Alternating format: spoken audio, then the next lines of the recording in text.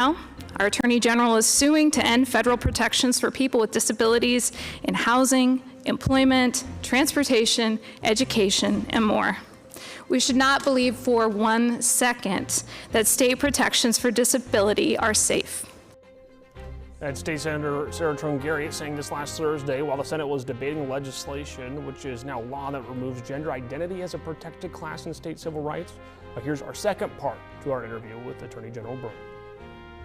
Why do you think that message was surrounding the lawsuit, I guess, became a little bit confused with folks? It kind of just reheated up again with President Trump and his administration taking office. But how do you think that message was confused? Because this is something that we were hearing from viewers back in the fall when the state had joined the suit, but now with the president and his administration taking office, how do you think that message got mixed up a bit?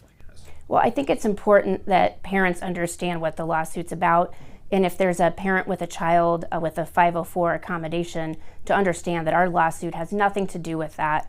It doesn't have to do with the long-standing and important 504 disability accommodations. Instead, it has to do with stopping the radical transgender mandate. That's what it's been about since the beginning, since last fall, and that's what it's still about. And President Trump paused this lawsuit when he came into office as he was working through all of the different ways that the Biden administration has imposed a transgender mandate on the states. And so he's working his way through it. We're working together with him to solve that. But it doesn't have anything to do with traditional 504 plans. And then, so a couple last questions here for you. The joint status report, was this just, how should viewers take it? I'm not quite a legal mind.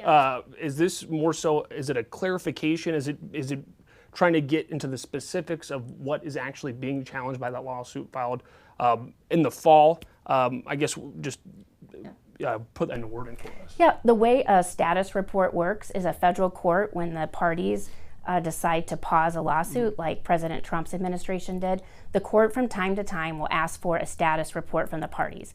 How's it going? What is going on with the lawsuit? That's what this is. And we did take the opportunity to make it clear in the status report that this lawsuit is all about the transgender mandate, doesn't have anything to do with longstanding 504 protections for kids with disabilities, just to make that even more clear. But the lawsuit from the beginning has always been about the transgender mandate and how it should not be imposed on our schools here in Iowa. And I know that we've had viewers emailing us and calling us too, that people have been sending you letters, calls, and stuff like that. I'm sure those are sympathies and concerns that you'd understood coming from Iowans, so it's probably tough to communicate to a larger audience out there what the intent of the original lawsuit was. I guess, how are those conversations with folks that were reaching out, and I guess what do those look like over the last month or so? Well, I think, first of all, as a mom, I care about every kid, and I understand what it's like as a mom to think about your kids, and you want them to be successful in school and to have access to what they need to be successful. And so that's very, very important to me. And the parents that I've talked to and some others, I think once it's understood what the lawsuit's about, there's certainly relief about that, because I think there's been some misinformation out there that is not correct, where this issue is being used as a political issue rather than as a legal issue. And it should be clear, as a legal issue, the federal government does not have the power to impose a transgender mandate on Iowa through Section 504. Section 504 has to be protected and preserved so that we are making sure that kids with disabilities have access to the education they need.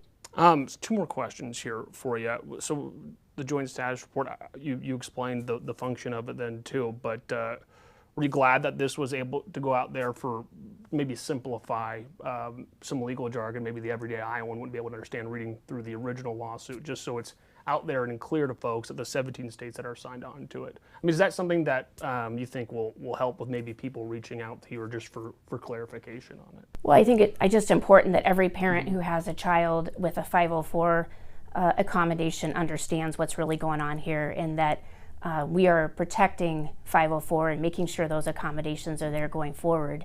But we're also making sure that the federal government, under the Biden administration, did not use Section 504 to try to treat gender dysphoria as a disability and accommodate that under federal law. So I think it does help that people have that information and know what our lawsuit does. And the last question, I'd be remiss as we're just talking about 504 protections for disabled folks. I just want to get the name of the lawsuit right here. It's Saffrey's versus Urbandale schools, and I know there's 4 others too relating, I think, specifically to the Urbandale School District. Is there any updates on that? The station's been covering it too.